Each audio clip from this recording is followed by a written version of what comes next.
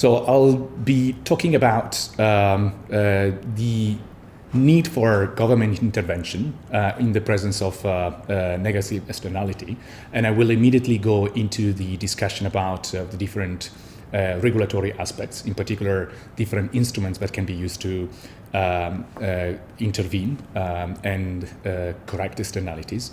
I will discuss a bit of the direct and indirect regulation, and then discuss the particular case of carbon markets. In the case of the carbon markets, I will overview what are the theory about the design of carbon markets, but I will immediately discuss the practice of implementing carbon markets. And in that respect, I'll discuss what is the experience of the European emission trading system with respect to price management and market management.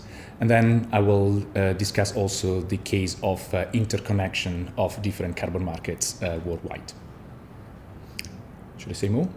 Yes, I want your opinion. I want to know your opinion about the solar tax that we have in Spain right now. I don't know if you know it. If you I know a little bit about that. Okay, so let me try to address that in the following way. When it comes to the different policies that we can consider to promote new technologies, the very specific case of a tax is a price instrument. So it's a relatively effective instrument that can send a very strong signal, not just to users, but also energy producers. So could be a very effective one. What I will discuss in my very presentation would be more of an emphasis on a different type of market-based instruments, meaning quantity instruments. I'll discuss these carbon markets. We do have one here in Europe. And in that particular discussion, I will consider what are the possible consequences of having overlapping policy, domestic overlapping policies, like this particular case of a solar tax or subsidy here in Spain, or the case of other subsidy in other government, and what those particular domestic specific policies, what would be the effect of that on the EU ETS. And in that case, as I'll discuss in a few minutes, we will consider intervention. What the system requires in terms of making the market functioning in the presence of overlapping policies. Why a consumer have to pay to use the solar energy? Is a good way to promote the clean energy, the renewable? So so the required amount of money to incentivize particular type of technologies may be massive.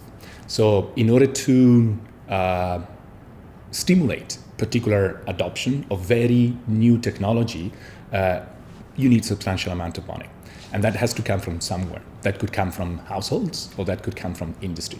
Depending on what are the different conditions of the different countries, you may prefer to tax households rather than industry. That is the very case of, for example, Germany, where for their Energiewende, the majority of the burden is on the households, not really on the industry.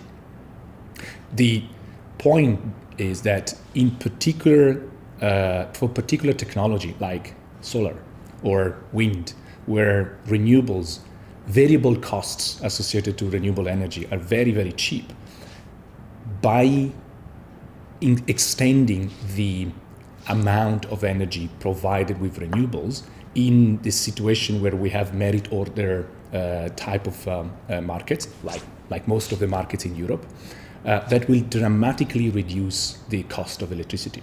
So in the long run, although I'm currently asking you to pay for more solar, I'm asking you to pay for more wind, in the medium-long run, that will shift the merit order and generate what is usually called the merit order effect for renewables, and reducing the overall electricity costs. That in the long run pays off usually. Okay, perfect. Thank you.